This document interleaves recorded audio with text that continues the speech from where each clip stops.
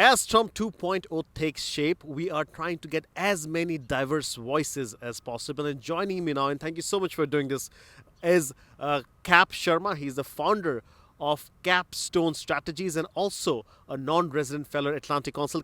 Thank you so much for doing this. First things first, Trump 2.0 is only hours away. What are your thoughts on some of the important things that Trump will have to deal with when it comes to geopolitics? Well, I think we have to be patient on the geopolitical side. I think much of what we're going to see in the first 2 weeks is going to be related to domestic policy. Can you look right there? Sure. Start again. Yeah, sorry. I think we have to have some patience when it comes to the first 2 weeks of the Trump administration. There'll be a lot of focus on domestic policy. The international politics and the international side will focus on some tariffs, but I don't think that we'll see much activity on India in those first 2 weeks. I think there will also be focus on the Gulf and the resolution of the Hamas-Israel war that's been going on. President Trump famously said during campaigning that he could pick up a phone and end the Ukraine-Russia war. Do you think he can do that once he assumes office? I don't think he can do it on the first day. Uh-huh. But it's interesting. Trump hasn't even been in office yet, and you see countries scrambling.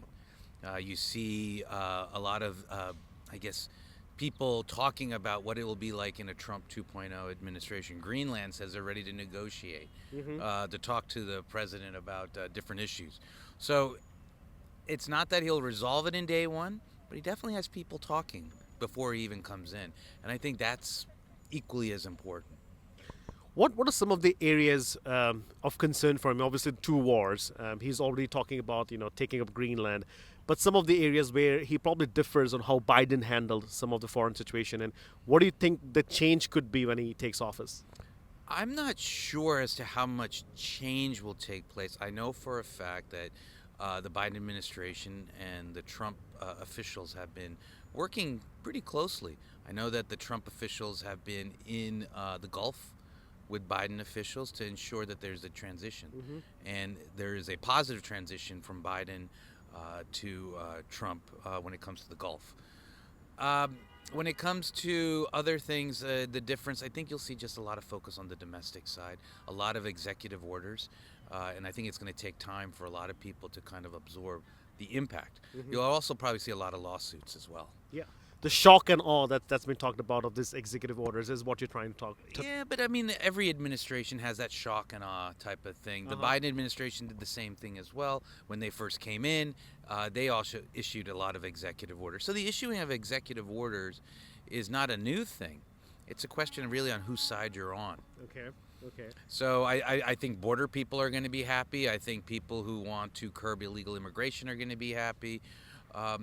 I think the number one issue that Trump is going to have to deal with, which I think they're dealing with in India as well, is an economy. People are nervous about inflation and nervous about jobs. There's broad consensus in this town when it comes to India-U.S. relationship, and everybody we've talked to, is very bullish about the relationship. What are some of the challenges you think that Trump might have to take on when it comes to India? When it comes to India, I think there has to be a better understanding by this administration as to what can India do with China. Unlike some of the other countries that this administration will be working with to curb China's influence, they don't share a border with China. True. They haven't lost land to China. So India has a different type of approach when it comes to China and dealing with China. So I think that's what this administration will have to, I guess, have a better understanding of.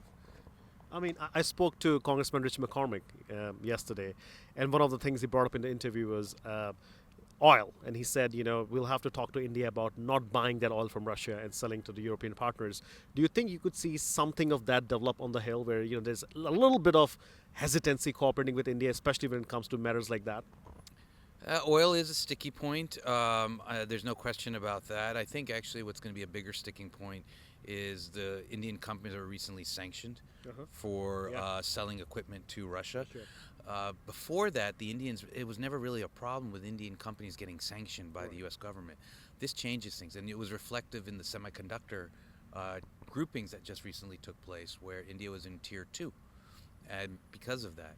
I think on the oil side, as long as the United States can and other countries and other allies like Guyana can meet the difference, then I think it won't be as big of an issue as people want to make it out to be. And one last question, President Trump has talked about making America great again. How does he make America great again? Your advice to incoming administration? Oh boy. When it comes to making America great again, I think people want security. Ultimately, at the end of the day, that's what any person around the world wants, whether it's India or United States. And right now, that's coming down to the economy. Okay. Do you feel good about your economic situation? Do you feel good about being able to buy dinner, go out to eat, to enjoy yourself, to find a job? I think that the increased amount of layoffs that have been taking place is making people uneasy, which is why the president has been focusing on growing jobs here. My one bit of advice to people that are looking at the bilateral, we need Indian companies to invest in the United States as much as we need U.S. companies to invest in India. Okay. All right. Thank you so much, Cap. This is going to be a very, very interesting administration. And as I said before, there will be never be a single day without something big happening from Washington, D.C. This is Rohit Sharma for India Today.